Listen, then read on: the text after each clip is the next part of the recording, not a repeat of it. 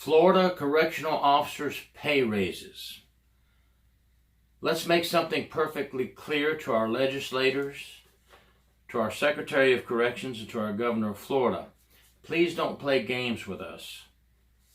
Please don't try to throw us a bone and keep us satisfied for the next 10 years before you look at us again. Hi, I'm Gary York, True Prison Stories. Please subscribe if you like this video.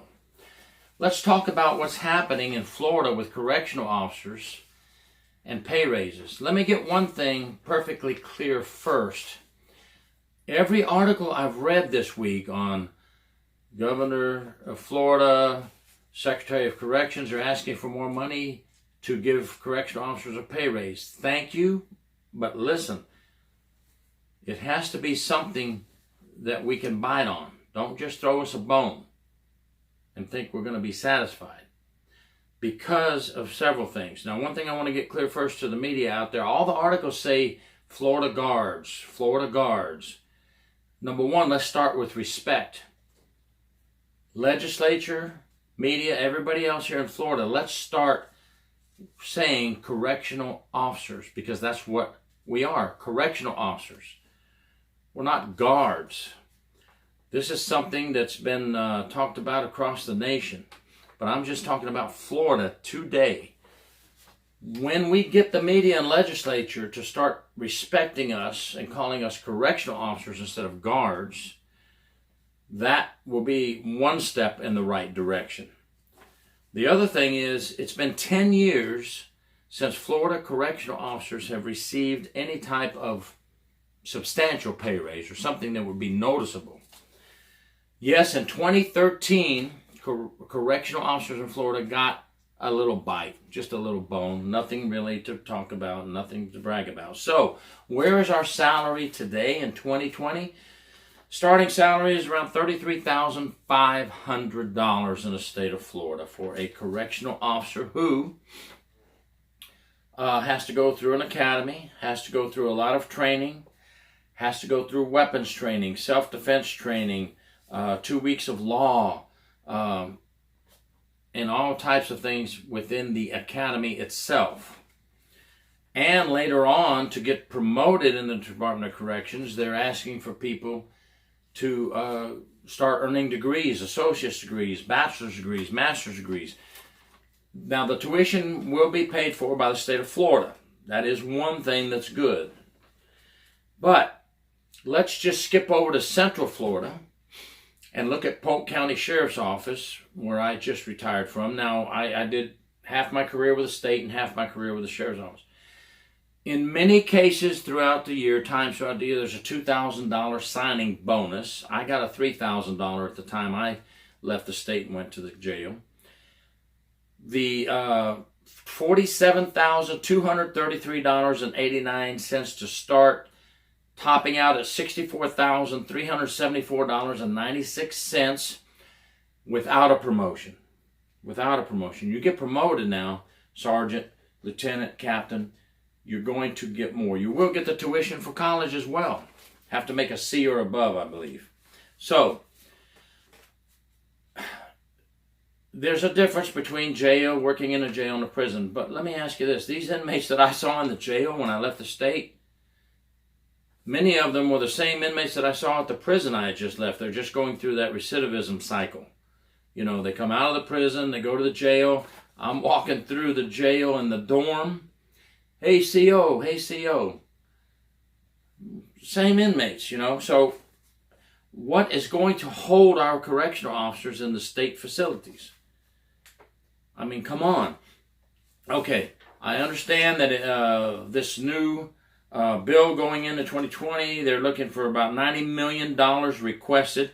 Legislature, you better get on the ball because we need this money. A $1,500 pay increase after 2 years of service with the Florida State Correctional System. A $2,500 increase after 5 years of service. Exceptionally high turnover rates in Florida corrections right now. Critically low, short-staffed. We dropped from 19 years old to 18 years old with no experience can come in and work for corrections. That's how bad we're hurting. Legislature's trying to, or we're asking legislature to set up a long run to keep our officers in Florida corrections. Well, I'm not going to complain. We'll take what we can get. We're starting with this, but that's not going to hold your officers here, folks. You're going to have to come up off some money, because look at your county facilities throughout the state of Florida. You're not keeping up with your county facilities in most areas, in the vast majority of areas. Wake up, Florida. Wake up. We are correctional officers. You have the third or fourth largest prison system in the United States. And this is what you're going to do to keep correctional officers? I mean, let's start with what we're doing now. Thank you for at least asking for some money, but we haven't got the money yet. We have to see how this works out. But did you know that a lot of the counties in the state of Florida are giving pay raises every year?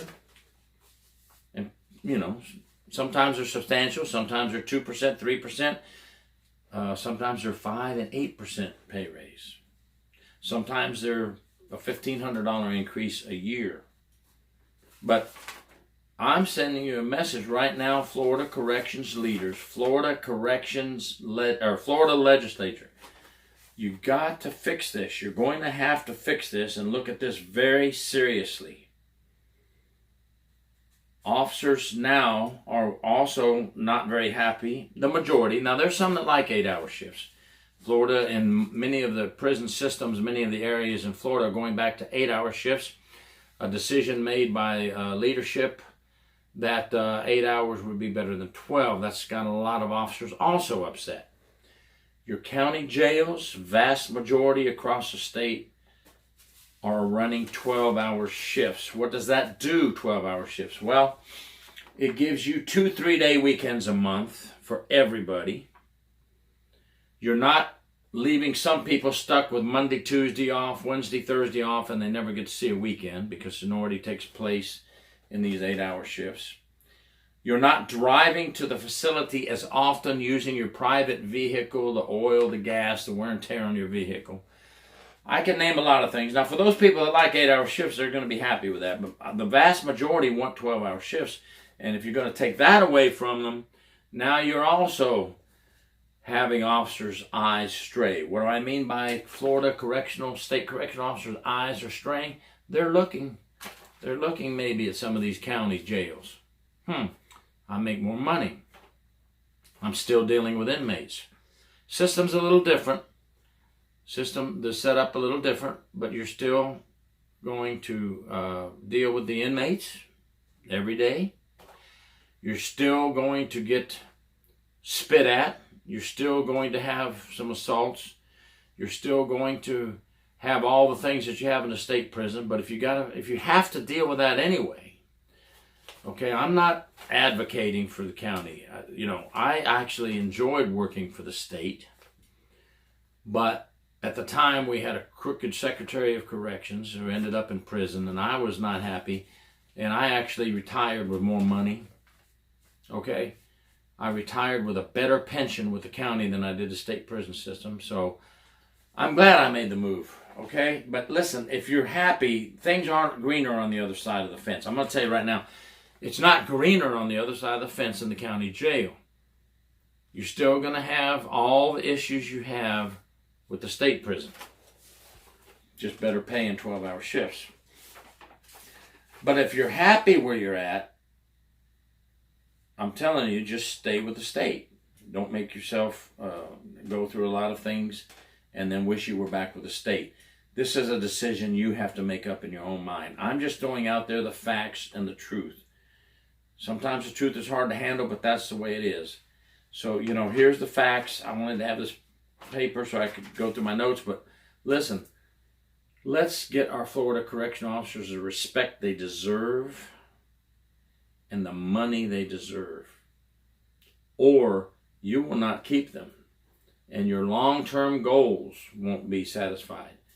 So if you do get this money, this $90 million, don't wait 10 years to do it again, because now you're just throwing a bone to try to lure the officers to come in or lure the officers to stay a little longer. A Band-Aid won't fix it. If you get this money this year, every single year you need to fight for money. These officers need a pay raise every year. You need to do something. I think I've said enough about that. I'm Gary York, True Prison Stories. Please subscribe if you like this video.